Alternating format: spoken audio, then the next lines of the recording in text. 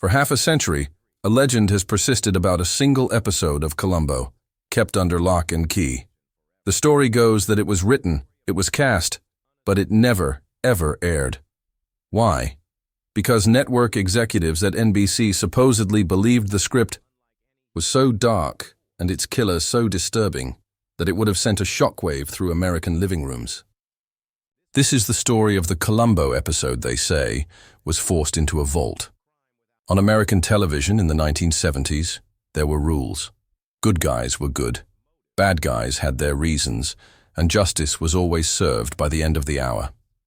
For years, Columbo was the absolute master of this game. Week after week, Peter Falk's brilliant, bumbling lieutenant cornered the wealthiest and most arrogant killers in Los Angeles, proving that nobody was above the law. But behind the scenes, a legend was born about a script that threatened to shatter this comfortable formula. A story so unsettling, it was deemed too dangerous for broadcast. It supposedly featured a killer with no motive, an act of violence born not of greed or passion, but of pure, nihilistic evil. It was a concept that, according to the myth, sent NBC into a panic and forced them to lock the script away, erasing it from history. But the truth of what really happened is far more complex, and frankly more fascinating than the legend itself. To understand the episode that was supposedly buried, you first have to understand the world that created Columbo and the forces that fought to control him. The story that has circulated among fans for years goes something like this. Sometime in 1973, at the absolute peak of Columbo's popularity, a script landed on the desks of NBC executives. It wasn't just another episode. This one was different. Submitted by a young, ambitious writer, some versions of the legend even, name a then up-and-coming filmmaker, Brian De Palma. The script supposedly broke the cardinal rule of the Columbo universe. You see, the series was designed as a psychological puzzle box. The How Catch 'em format, as creators Richard Levinson and William Link called it, wasn't about who did it. We, the audience, saw the murder in the opening act. The real suspense came from watching Columbo methodically, brilliantly, and politely dismantle the killer's alibi. But to do that, he had to understand their motive. Greed, jealousy, blackmail, professional rivalry. These were the pillars of every Columbo mystery. They were understandable, relatable human failings, even when they led to murder. This new script, however, threw all of that out the window. The killer, the story goes, had no motive at all. He wasn't avenging a wrong or covering up a secret. He was a wealthy, intelligent man who decided to commit the perfect murder simply to prove that he could. The victim was chosen at random, a life extinguished as a kind of intellectual sport. This wasn't a crime of passion. It was an act of profound, chilling nihilism. According to the legend, when the NBC executives read it, they were horrified. This wasn't the cozy Sunday evening mystery their viewers loved. This was dark. It was psychologically disturbing. An antagonist without a motive was, in their eyes, pure evil. And they believed American audiences just weren't ready to confront that kind of moral abyss in their living rooms. It challenged the very idea of a comprehensible universe where actions have reasons. This killer wasn't just a criminal. He was a monster hiding in plain sight. The order allegedly came down from the highest levels: bury it. The script was to be locked in a vault, never produced, never spoken of again. The writers were paid off, and a safer script was put into production. For 50 years, the story of this dark, transgressive episode remained little more than a whisper. It was the ultimate Columbo mystery, the one the audience was never meant to see. But like any good detective story, the truth isn't found in the rumor, but in the details. And to find those, we have to look back even further before Peter Falk ever put on the raincoat. To understand why the idea of a too dark Columbo felt so plausible, you have to go back to its creators, Richard Levinson and William Link. These two childhood friends were a writing duo fascinated by complex characters and clever plots. They weren't just inspired by classic detective fiction, but by literary giants like Dostoevsky. In fact, the character of Porfiry Petrovich from Crime and Punishment, a seemingly unassuming investigator who psychologically dismantles a prideful killer, was a direct influence on their most famous creation. Now, the Columbo we all know, and love didn't just appear in the 70s. His first appearance was way back on July 31st, 1960.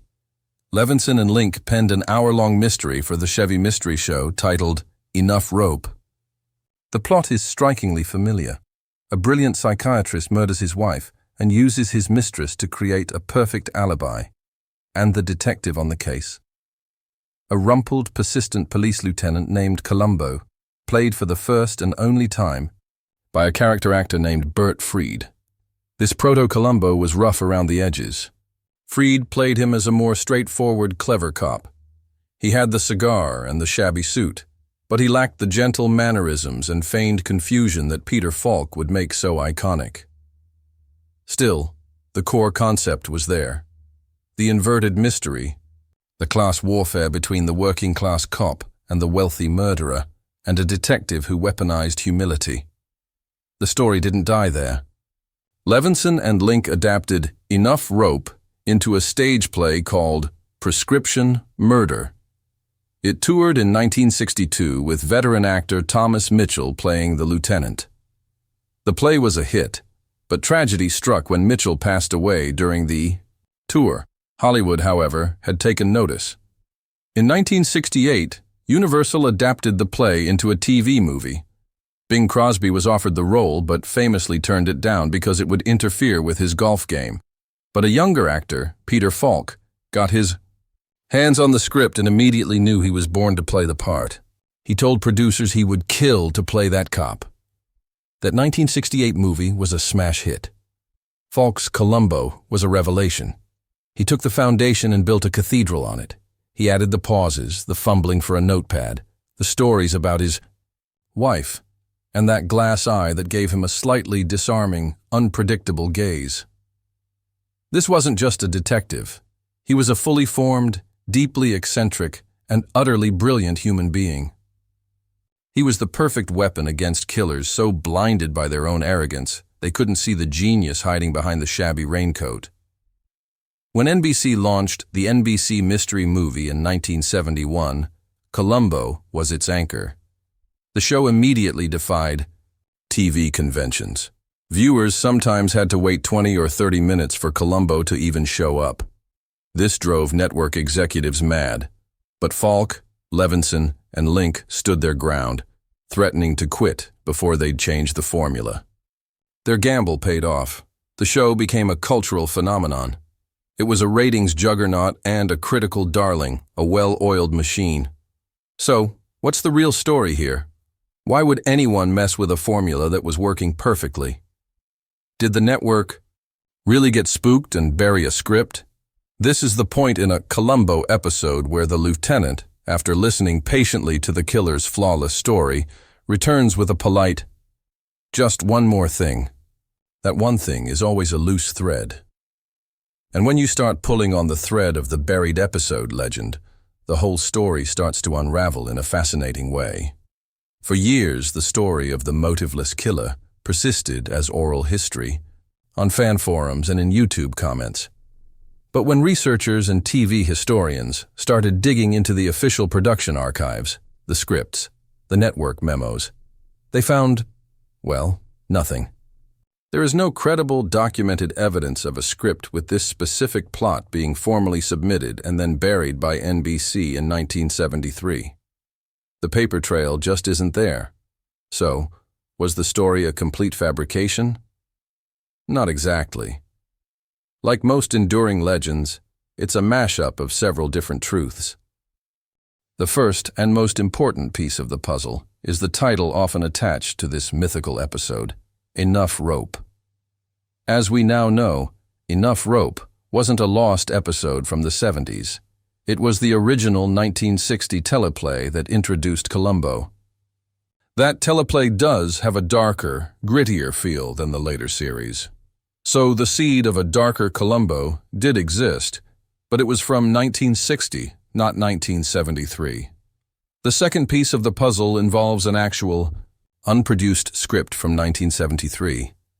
A script titled Shooting Script was co-written by a young Brian De Palma and film critic Jay Cox. And this script did feature a killer who murders a random victim just to prove how smart he is. So the motiveless killer did exist on paper. However, the script wasn't buried in a panic. It was simply one of several spec scripts submitted during a chaotic time. Another script, Double Exposure by writer Stephen J. Cannell, was also in the running.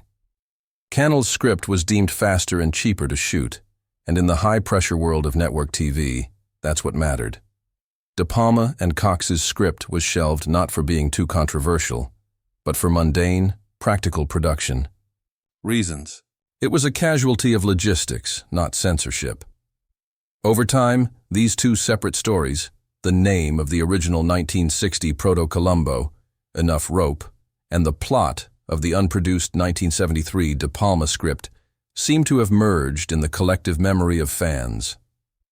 The dark tone of the 1960 teleplay fused with the motiveless killer of the 1973 spec script, creating the powerful myth of a single, forbidden episode. The idea that the creative team would just roll over for the network also doesn't fit. Falk, Levinson, and Link had already proven they were willing to fight NBC to protect their show. If they had truly believed in a script, they would have championed it. So the story of the episode they were forced to bury is a myth. There is no vault with a forbidden script inside. But the death of the legend gives birth to a more interesting truth. The elements of this too dark episode were floating around throughout the show's history. The darkness wasn't buried. It was just a creative road not taken. While the legend of a single buried episode isn't true, the creative tensions it hints at were very real. Columbo was a show that constantly had to satisfy the rigid demands of 70s network TV while pushing the boundaries of the detective genre.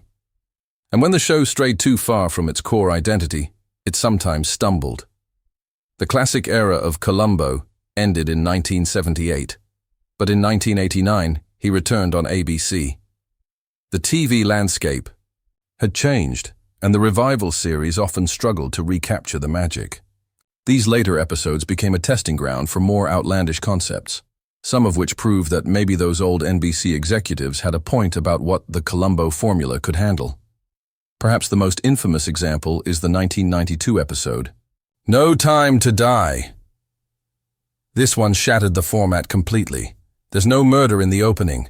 There's no killer for us to identify. Instead, Columbo's own niece is kidnapped. The episode turns from a how catch 'em into a generic cop thriller. Columbo even draws a gun and participates in a police raid.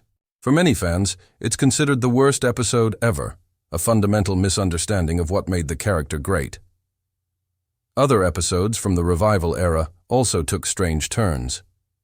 Columbo Likes the Nightlife from 2003, the final episode ever, made, saw the rumpled detective investigating a murder in the world of underground raves. Watching Columbo wander through strobe lights and electronic dance music was surreal, to say the least. It was an awkward attempt to modernize a character who was, by his very nature, timelessly old-fashioned. These later episodes show the risk of breaking the show's delicate chemistry. The strength of Columbo was never about shocking twists or gritty realism. Its power was in its consistency, the comforting rhythm of the game, the intellectual duel, and the ultimate triumph of unassuming intelligence over arrogant power. The myth of the buried episode persists because it speaks to a tantalizing what if. What if the show had embraced a darker, more nihilistic worldview? It's a fascinating question, but the show's history suggests it would have broken the very thing that made it special. Columbo was a force for order. His job was to restore that order by finding the reason, the motive. A motiveless killer would have presented him with a void, a puzzle with no solution, and undermined the core of his character's purpose. The darkness wasn't buried in a vault. It was wisely kept at the margins. The history of television is filled with stories of what might have been. The legend of the buried Columbo episode is one of the most enduring of these tales.